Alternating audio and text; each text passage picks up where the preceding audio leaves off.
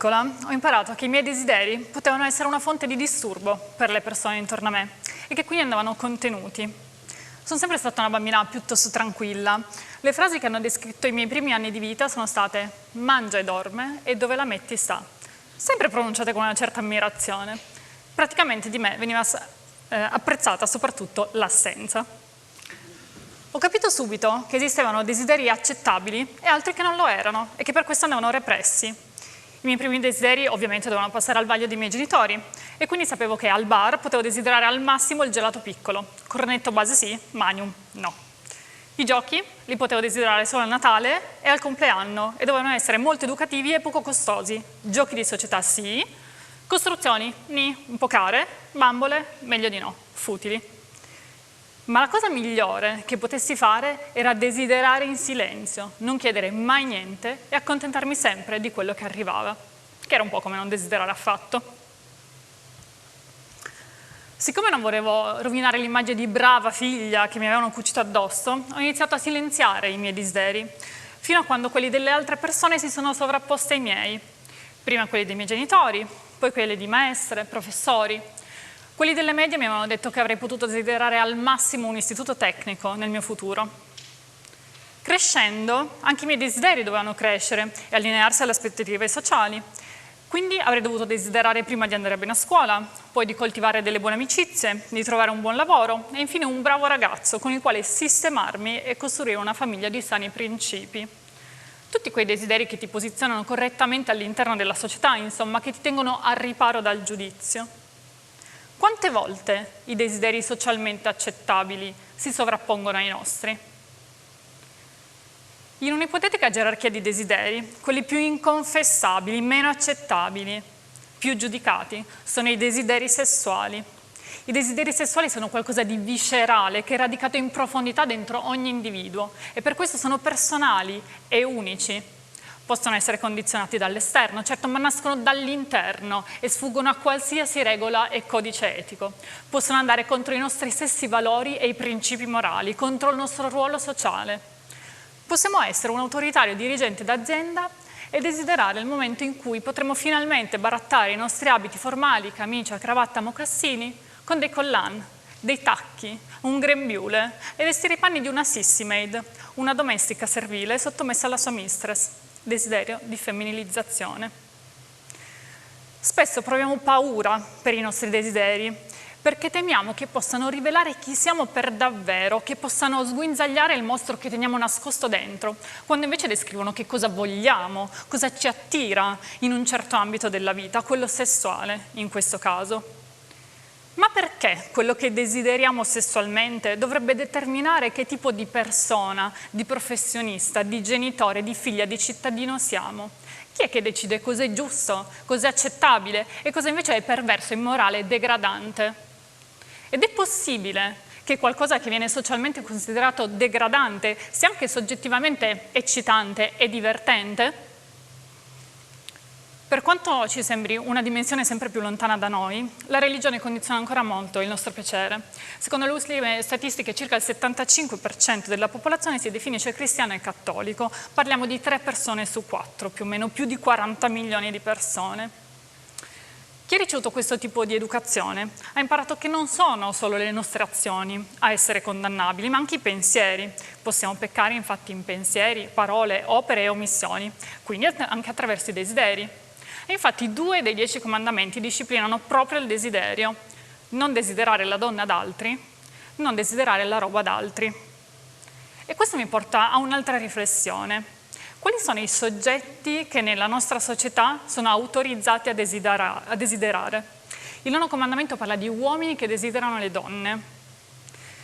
Non possiamo parlare di desiderio sessuale senza parlare di genere, perché la nostra visione della sessualità è ancora fortemente binaria e chiede alle persone di schierarsi e di identificarsi nel genere di uomo o di donna e di prendere parte a ruoli e destini sessuali distinti e opposti.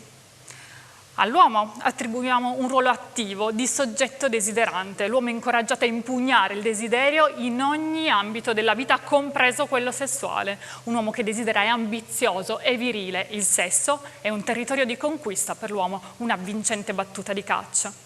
La donna, al contrario, è relegata a un ruolo passivo. La donna non può essere soggetto desiderante, ma è l'oggetto del desiderio e quindi invitata a reprimere i propri desideri. Una donna che desidera liberamente, che diventa soggetto sessuale attivo, ha sempre qualcosa da perdere. La verginità, la dignità, l'innocenza, la purezza, perfino l'elasticità vaginale. Che poi non si capisce com'è che facendo molto sesso una vagina dovrebbe dilatarsi, ma il pene non si restringe mai.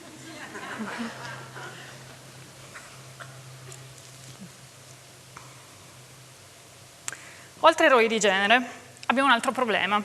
Viviamo permeati di una cultura negativa della sessualità. Tanto per cominciare abbiamo una concezione molto limitata di cosa sia il sesso. Chiamiamo sesso un numero ristretto di cose e quasi tutte hanno a che fare con il fallo, un suo surrogato, e con l'atto della penetrazione. Ma quante persone taglia fuori questa visione? Quanti desideri invalida? Per esempio quelli di chi non ha interesse ad avere a che fare con un pene, magari per via dell'orientamento sessuale, quelli di chi non prova piacere attraverso la penetrazione e preferisce fare altro, di chi addirittura prova dolore o ha problemi di erezione. La nostra immagine mentale del sesso coinvolge almeno 2 persone, però è un po' come dire che i nostri corpi da soli non possono essere corpi sessuali, non possono sperimentare il piacere. Basta questo a reprimere il desiderio di autoesplorarsi e a confinare l'atto della masturbazione in alcune fasi ben delimitate della vita. Quella adolescenziale, per esempio, in cui abbiamo la scusante di una sessualità immatura. Quella in cui non abbiamo partner e quindi ci possiamo accontentare di noi. C'è anche un limite di età, non è che parliamo mai di persone anziane che si masturbano, sembra che raggiunta una certa soglia smettiamo di essere persone desideranti.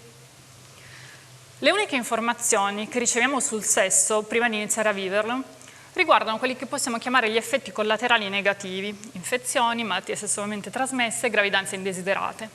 Non esiste un'educazione al piacere sano, consapevole e autodeterminato.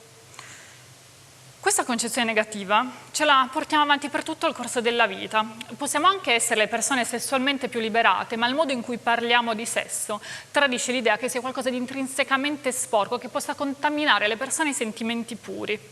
Poniamo il sesso in antitesi con l'amore, che invece è sempre una forza positiva. L'amore unisce le persone arricchendole, mentre il sesso le unisce ma togliendolo qualcosa.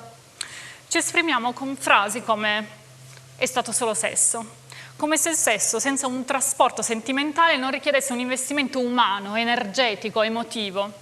Oppure niente sesso al primo appuntamento, se non vogliamo sembrare delle persone facili, superficiali, se vogliamo dimostrare che teniamo all'altra persona e che non vogliamo sporcare un possibile sentimento nascente con del sesso.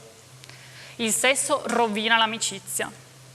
Perché invece il sesso non potrebbe essere uno dei tanti modi costruttivi e non distruttivi che abbiamo per conoscerci e per relazionarci con le altre persone? Perché il modo in cui desideriamo non potrebbe essere una parte esplicitata del nostro racconto personale, così come lo sono per esempio quello che mangiamo e quello che indossiamo? Piacere, sono morena, mi piacciono i jeans a zampa, la pizza e ricevere sesso orale. Il mio personale rapporto con la sessualità e con i desideri è stato condizionato per lungo tempo da questa visione negativa, dal senso di colpa, dalla vergogna, dalla norma sessuale che mi voleva morigerata, eterosessuale e monogama. Quella norma che percepivo nelle occhiate torve di mia mamma quando mi guardava mentre mi toccavo parti del corpo che non avrei dovuto toccare, o così pensavo. Oppure nei discorsi delle mie amiche, che si mostravano oltraggiate di fronte alla richiesta dei rispettivi fidanzati di praticargli sesso orale, ritenuto una pratica per professionisti del sesso, detto in maniera molto più giudicante di così. Fino a quando qualcosa è cambiato e mi si è aperta una nuova prospettiva sulla sessualità. Allora ero impegnata in una relazione monogama ed esclusiva che era felice e piena d'amore e durava da oltre 8 anni. Io e il mio compagno di vita stavamo bene insieme, ma ci sembrava di aver vissuto tutto quello che di intenso c'era da vivere, soprattutto da un punto di vista sessuale.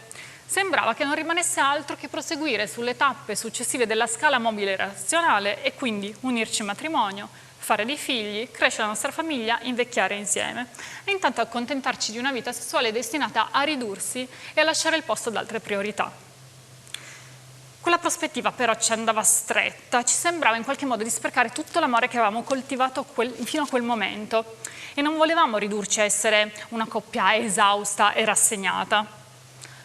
Allora ci siamo guardati dentro Poi ci siamo guardati negli occhi e ci siamo aperti l'un l'altro fino in fondo e abbiamo capito che in realtà c'era un'altra possibilità, che avremmo dovuto smetterla di idealizzarci reciprocamente e lasciar cadere le ultime maschere delle quali ci vestivamo per trasmettere all'altra persona un'immagine sufficientemente accettabile di noi.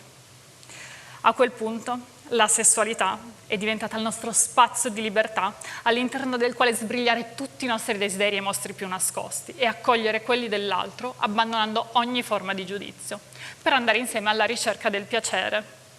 Tutti quei desideri che avevo silenziato, che avevo messo da parte, improvvisamente erano diventati importanti per qualcuno che non solo voleva ascoltarli ma anche trasformarli in piacere.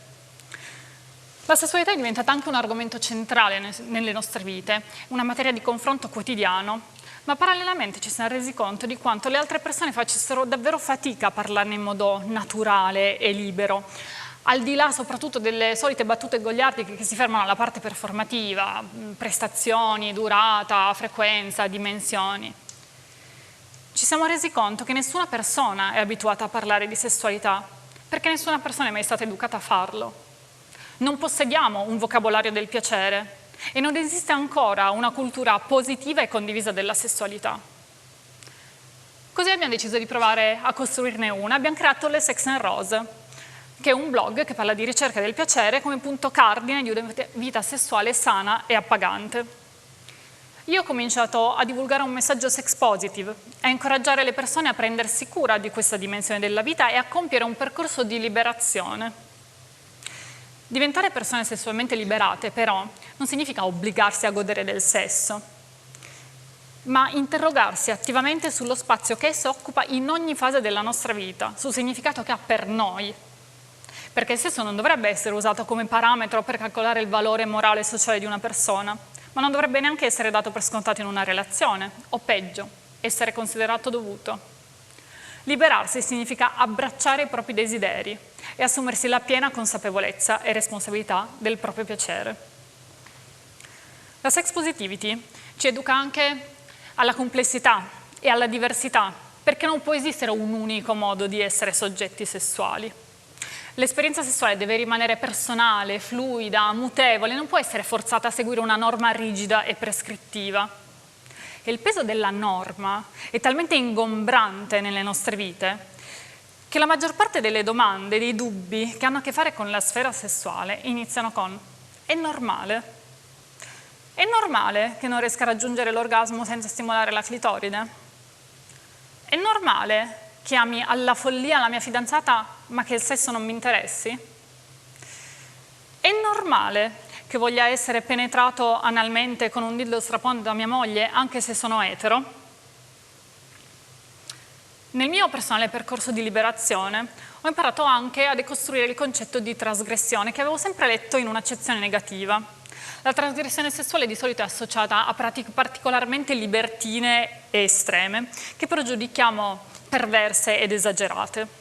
Trasgredire significa rompere uno schema, non rispettare una norma. Ma perché dovrebbe essere qualcosa di necessariamente negativo, di inaccettabile, di irragionevole, quando è la norma a essere inaccettabile e irragionevole?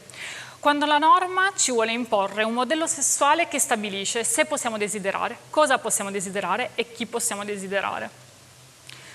La sex positivity ci libera di tutte queste norme e riposiziona l'asticella dell'accettabilità che non oscilla più tra normale, perverso, morale e immorale, ma tra consensuale e non consensuale, consapevole e non consapevole, rispettoso e discriminatorio. Una volta eliminata la norma, possiamo rimettere la persona al centro della sessualità, silenziare il rumore di fondo delle aspettative sociali, del giudizio morale e restituire voce al desiderio. Possiamo e dobbiamo rivendicare il diritto al piacere di tutti i corpi, non solo di quelli canonicamente desiderabili, quelli giovani, quelli perfettamente funzionanti, ma anche quelli non conformi, quelli grassi, quelli vecchi, quelli malati e quelli poco abili, e dare la possibilità a ogni persona di decidere se e quando essere oggetto e soggetto del desiderio. Da quando ho iniziato a divulgare questi concetti, Le Sex Rose è diventata anche una community che ha preso le sembianze un po' di un grande condominio virtuale in cui si parla liberamente di sessualità e si condividono racconti personali. In questi anni ho ascoltato le storie delle vite sessuali più diverse, storie di grande liberazione e storie di grande repressione, storie di donne che hanno conosciuto il dolore del parto prima del piacere di un orgasmo. Ho visto quanto sia importante recuperare una dimensione sociale della sessualità, quanto sia importante abbattere il muro di silenzio che relega il sesso a un fatto privato e segreto e creare spazi di confronto sia online che offline. La condivisione dei propri desideri, delle fantasie, ma anche delle insicurezze, delle paure, dei dubbi, degli errori, può realmente contribuire al senso di comunità e far sentire le persone meno sole, meno strane, meno sbagliate. Ho imparato che si può stare seduti dietro uno schermo o dietro un tavolino di un bar e parlare liberamente dell'andamento dei propri orgasmi come si parla delle fluttuazioni dell'umore. Che si può intavolare una conversazione informale sulla stimolazione anale con chiunque sia presente, perché tanto l'ano è in tutti i corpi ed ha accesso a un piacere universale e democratico. E si può chiedere a una persona se abbia dei feticismi, così come le chiediamo se abbia dei tatuaggi. E intanto possiamo spronare le persone a cui vogliamo bene a coltivare, a ricercare la soddisfazione sessuale nello stesso modo in cui le motiviamo a inseguire quella professionale, relazionale, economica. In una società normata come la nostra, in cui l'eterosessualità e la monogamia sono ancora le uniche forme di sessualità e di relazione che sono considerate ideali, normali e accettabili, desiderare è un atto rivoluzionario. Ma in fondo che cosa rimane di noi, della nostra essenza, della nostra unicità, della nostra personalità, se rinunciamo alla parte viscerale, spontanea, creativa? I nostri desideri sono la bussola del nostro piacere e ci possono traghettare verso uno stato di appagamento e di benessere globale. Quindi oggi vi invito a compiere questo atto rivoluzionario, ad appropriarvi del vostro diritto al piacere, dei vostri corpi, delle vostre pulsioni, dei vostri desideri, con il consenso e nel rispetto di tutte le persone che si uniranno alla vostra esplorazione. Buona ricerca del piacere.